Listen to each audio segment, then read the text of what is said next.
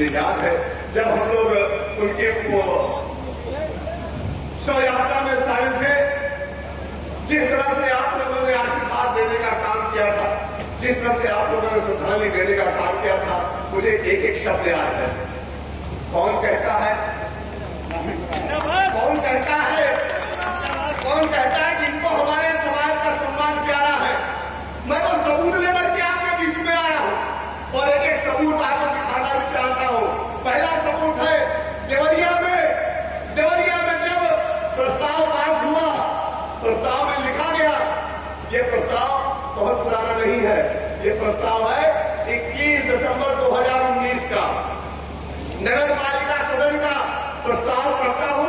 चश्मा निकालना पड़ेगा, थोड़ा माफ कर दीजिएगा बाबूजी, 15 मिनट बोले में क्षमा कर दीजिएगा।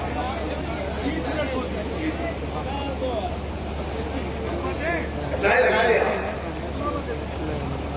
अधिशासी अधिकारी महोदय ने प्रस्तुत प्रस्ताव सदन के समक्ष विचारार्थ रखा।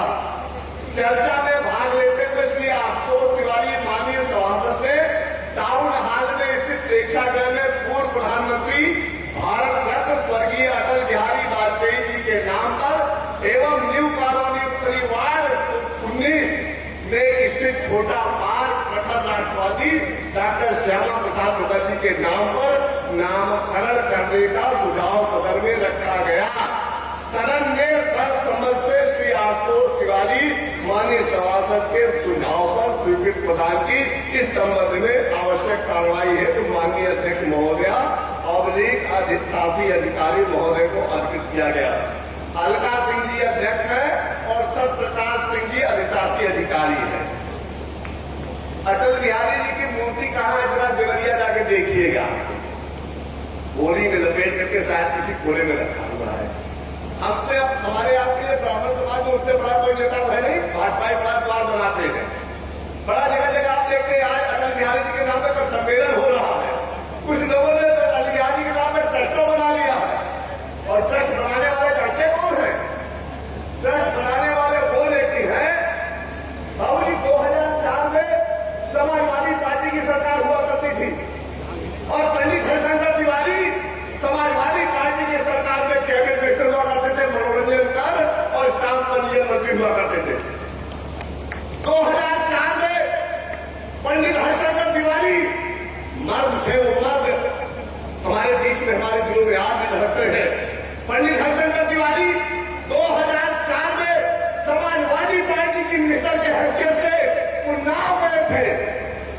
उन्नाव के निराला प्रेक्षागृह में उन्होंने सांसद के चुनाव में बहुजन समाज पार्टी की रैली की थी और बहुजन समाज पार्टी की रैली में कहा था कि ये मेरा बेटा है, अगर आप सब लोगों ने वोट दे करके इसको सांसद बनाया तो पंडित हरिशंकर तिवारी को सांसद बनाने का पूरे उन्नाव में रुक जाओ मतलब वाले बात नहीं सुना रहा, पूरे उन्नाव में हड़कंप मच गया।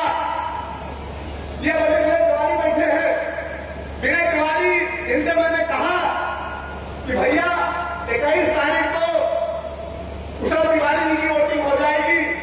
23 तारीख को अगर आप भगवत नगर आए और 5 दिन आप रह गए तो 28 तारीख को जो 9 में वोटिंग होगी वो हम लोग हर हाल में अपने व्यक्ति को लोकसभा में पहुंचाने में कामयाब होंगे।